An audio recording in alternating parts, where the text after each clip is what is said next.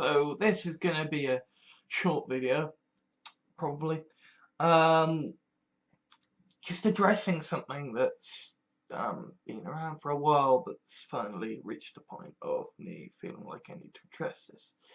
I actually kind of had to cut this out of the beginning of the last video, but basically there is this whole thing about Ken Livingstone and what he said, right? And it's insensitive, it's anti-Semitic, but also it's fair criticism and actually like the truth. Like how do these sides fit together? So what he said was he made some fair criticism of kind of Israel foreign policy, and he also happened to mention, a fact, a historical thing that actually happened, that the Nazis, when they didn't have so much power, and, they weren't quite at the kill everyone stage, were just like, hey, sure, you want to have a home in Jerusalem? Fine, just get the fuck, right? And then obviously they realized, hey, we can actually just kill everyone. So there's been a kind of schism within members of the Labour Party and the left about he's being treated too leniently. He speaks the truth. And at the same time, people saying, no, but he's being so super racist and what are you talking about? So I feel like I need to give some context, right? Now the thing is, I don't give a shit. I don't, right? Like, Ken Livingstone was someone I kind of regarded as a bit of a twat, and I kind of still do. And I kind of think, even if he didn't do anything wrong, the fact that he has basically been the centre of the biggest shitstorm the Corbyn leadership has faced, which is quite something considering, that he blundered into the landmines of Brexit and Scottish independence, right? So I kind of feel like maybe Livingstone deserves to, be given his marching orders just as a scapegoat for, hey, you fucker, you caused this bullshit. But I think it's more complicated than that, and I think people need to understand what the fuck's going on here. Why is this such a fucking Rorschach test that's going on here, right? Because what he said was the truth, and what he said was fair, Chris. Okay. And it's not just, hey, all of these Christians and atheists think that, what Ken Livingstone said was totally fair and above board because they're all Nazis, right? No. Kind of... I actually feel a little bit like... I don't like saying this because it feels a little bit wrong for me as an anti-theist to be saying, yes, well, all the Jews, so many Jews have come to the defense of Ken Livingstone. It kind of feels a little like saying, some of my best friends are black. It's that kind of thing of just like, what are you talking about? Jews support Ken Livingstone. Yeah. Right. But the point is that, it's complex. It's not just Nazis on one side and, social justice warrior PC brigade on the other side. It's complex. It's this fucking Rorschach test. So what the fuck's going on? Well, if I were to say to you, hey, white feminism has some problems. We've got all this, women's march going on about Donald Trump, and he's so horrible because he's gonna attack Planned Parenthood. Where were all these white women when Black Lives Matters were marching because they were being gunned down in the street, Hey, it's all very well. Hey, we could have had the first female president.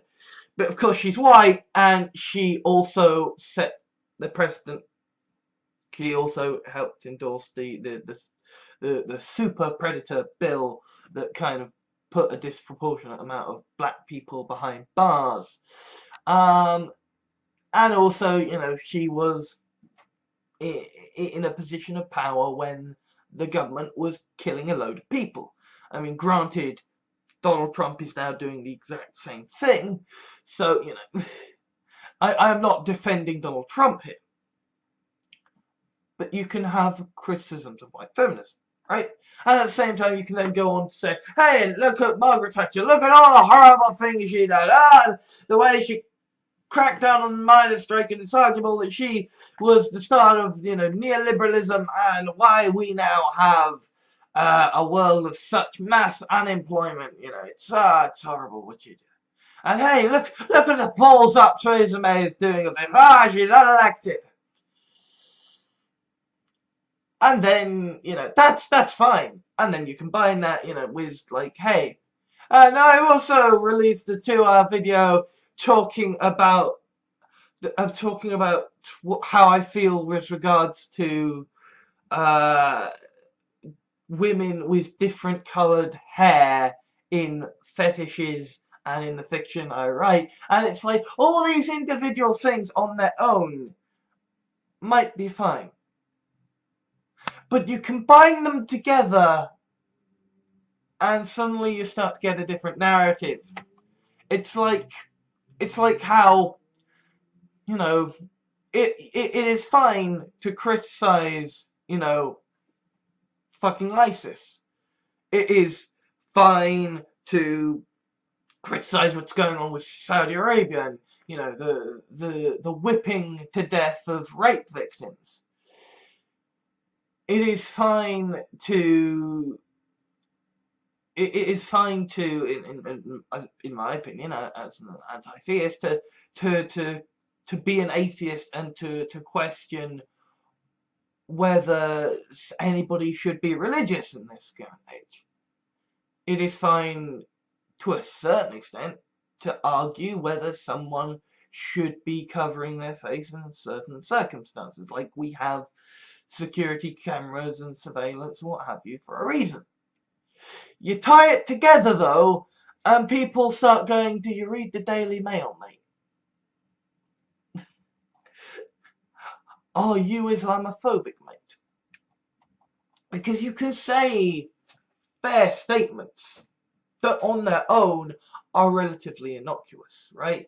You can talk about your fetishes and nobody gives a fuck. You can talk about maybe slightly controversial opinions based in terms of surveillance and civil liberties and what have you. It's when you string this stuff together that it forms its own narrative, right? In the sense that it's kind of the thin end of the wedge. And saying that, hey, Israel's foreign policy is problematic, and oh, by the way, the Nazis thought their plan of setting up in Jerusalem was a good idea. Like, that's suspect as fuck, right? That is suspect as flipping fuck, right? That's like saying, hey, the media is keeps playing into terrorists' hands by constantly drawing attention to how horrific their acts are, and then all the politicians use the kind of terror and media storm to justify going to war. And oh, by the way, did you happen to know that Osama bin Laden was actually trained by the CIA? That the CIA did happen to train all these ISIS people. Like, that's stuff that individually, yeah, it's there's some grains of truth to what's said there, right? But you string it together and you sound like a conspiracy theorist.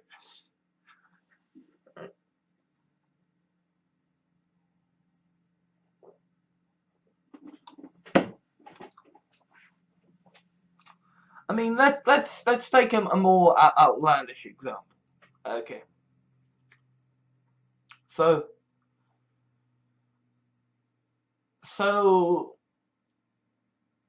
if I were to talk to you about how dangerous this is, and there's all these things like the Allen belts, so difficult, and then I were to point out just for the kind of, like, oh, isn't this interesting?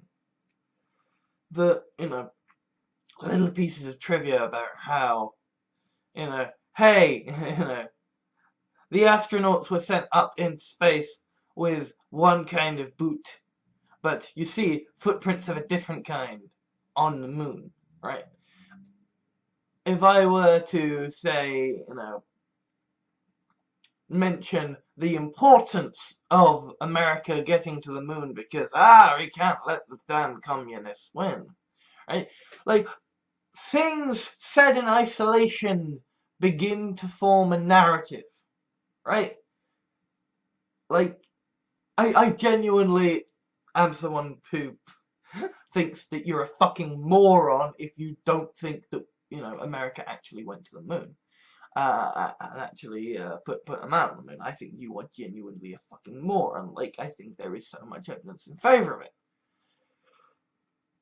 But at the same time, you can mention, little things about, hey, the importance of getting to the moon, hey, how dangerous space is, and, all these little quirky things about the fact that, that Neil Armstrong actually had a special bigger set of boots made just so he could leave nice footprints on the moon. Stuff like that. Like, you can pick and choose facts and data to form a narrative. And the trouble is that you can be a complete and utter moron and do the same thing. And in fact, I have actually been, up in sleepless nights lately, having sleepless nights lately, because kind of around about, sort of Christmas time, I had this whole thing with the Schrodinger's apprenticeship, right? That I was gonna have an apprenticeship and maybe I wasn't. But then, but at the same time, it was like, yeah, I'm maybe gonna be in a position where I can, write about this, where I can be a voluntary administrator and I can put my marketing skills to use and maybe be a scriptwriter. And then I've been having a lot of sleepless nights, basically realizing, hang on, maybe I fucked this up. Because the thing about me is I'm not good at talking. I talk about what's on my head, I talk about what I'm interested in. I'm the kind of guy who will make a 2-hour video about the kind of women he likes. Just because it's kind of, like something fun and fluffy to talk about, right? That's just the kind of guy I am. And I write for it, and stuff like that.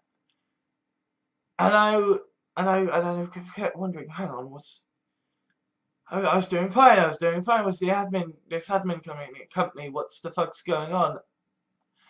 And then I realized, hey, this company, they're a dance company, and hold on, I did like a massive run of these rambles in a conversation about how, yeah, I'm into submissive women. Hey, I write this kind of fiction. And hey, they say, that in the future sexuality is going to change, blah, blah, blah. And I basically almost had this moment of, you know, waking up in the middle of the night going, "Bah!" I sounded like a, you know, dangerous person. Right. Things said innocuously enough, combined together, can make you sound in a way you really don't want to sound. Now I don't know whether what Ken Livingstone said was said because he is a monster trying to sound nice, or whether it's because he is a nice person who was very fucking idiotic. All I know is that I really should have shut that fucking door before I started this video. And also that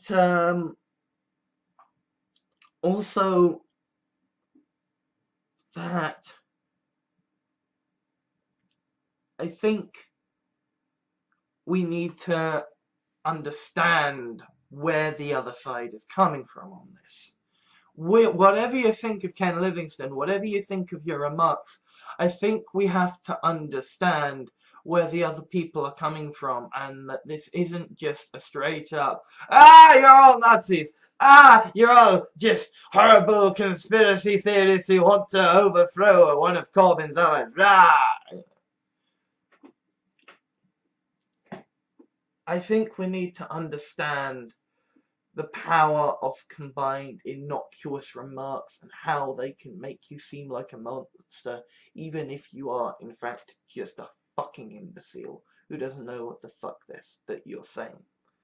So yeah, just a little short thing there. And I'm probably gonna have to upload this tomorrow or rather late in the day, because I just released a 2-hour video, for God's sake. Anyway. Thank you for watching my main channel. Please remember to leave a like, favourite and comment. Shout out to the dislike club. Subscribe if you like what you saw, and share if you know someone who might be interested in the contents of this video. If you would like to help ensure more videos get made, there are a few options available to you. You can whitelist this channel in your adblock software to ensure what ad revenue you provide has a chance of making its way to me. If you sign up to make a regular monthly donation through my Patreon, then you will get to watch a selection of videos available exclusively to my Patreon supporters over at my Patreon page. One-off donations are payable through PayPal, or if that doesn't suit your sensibilities, you can gift items through Steam or Amazon via my public wish lists. Obviously, I don't expect anything, and the vast majority of my videos will remain free and ad-supported. All that remains is to say Trump should be impeached, the genocidal must be stopped, and institute universal basic income now.